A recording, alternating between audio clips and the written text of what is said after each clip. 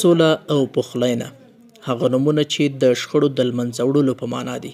بغلان ولایت کې یو شمېر ځوانانو او قومي مشرانو ته پر هغو لارو چارو لنډمهاله روزنیز مرکز جوړ شوی چې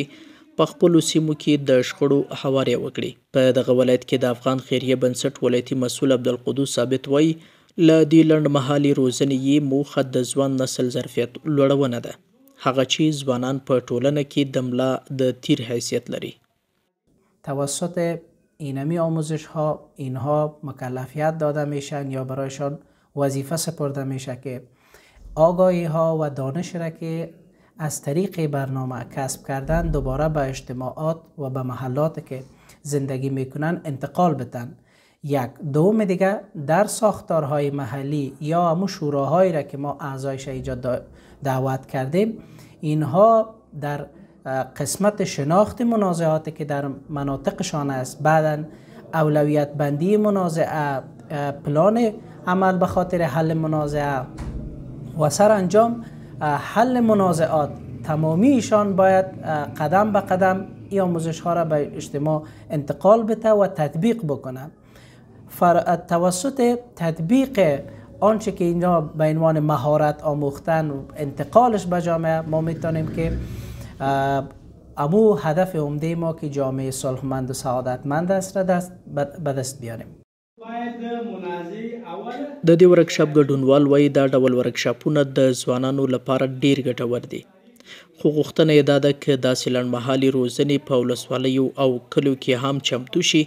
ښایي تر ډیره ورسره سیمه ییزې ستونزې حل شي. خوشبخت هستم که باز هم چانس پیدا کردیم یک بار که بتانیم در ورکشاپ های مفید اشتراک کنیم و واقعا حس میکنم که ضرورت داشتم یک ورکشاپ که باید اشتراک کنیم و درک بهتر صلح و نزاع و تحلیل نزاع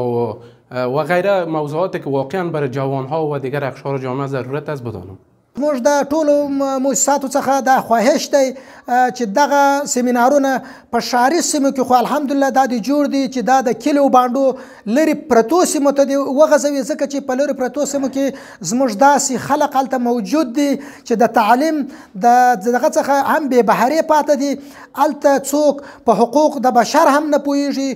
د ښځو په حقوق نه پوهېږي، حتی خپل په حقوقو نه پوهېږي، د تعلیم په حقوقو نه پوهېږي چې زه باید یو انسان یم، زه باید څنګه ژوند وکم، څنګه تعلیم وکم، څنګه یو جامعه کې ژوند وکم، یو ټولنه څنګه پر مخ بوزم. نو د مؤسسات څخه مو احترامانه خواهش دا دی چې دوی دغه خپل پروسې و هغه کلیو او بانډو ته وغځوي، ځکه چې په کلیو او بانډو کې اکثره خلک د تعلیم او سواد څخه بې بهرې پاته دي.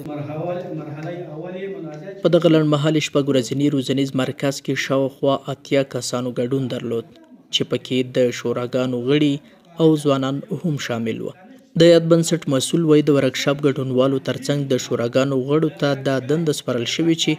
دوی په خپلو سیمو کې د شخړو د هواري لپاره عامه پوهاوی وکړي. پژواک خبري اژانس د پیښو ریښتینې هنداره